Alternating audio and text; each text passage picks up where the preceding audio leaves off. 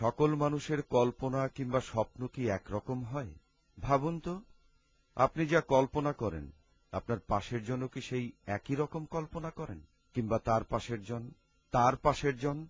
আসুন আমরা কিছু কল্পিত চরিত্র নিয়ে চলে যাই অচেনা কোনো কল্পিত জনপদে এবং দেখি সেখানকার ঘটনাগুলো আমাদের কল্পনার সাথে মিলে যায় কিনা অথবা মেলানো যায় কিনা।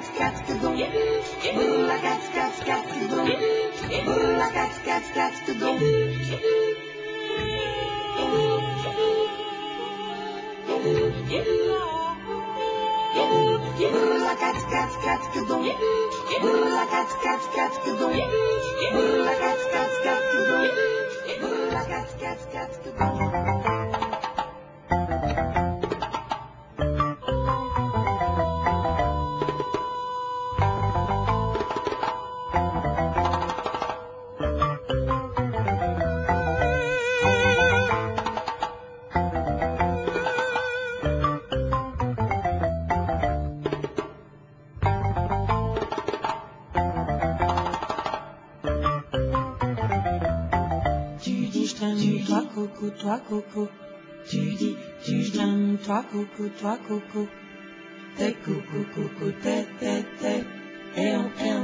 t'es coco coco, t'es, t'es coco coco, t'es, t'es coco coco, t'es.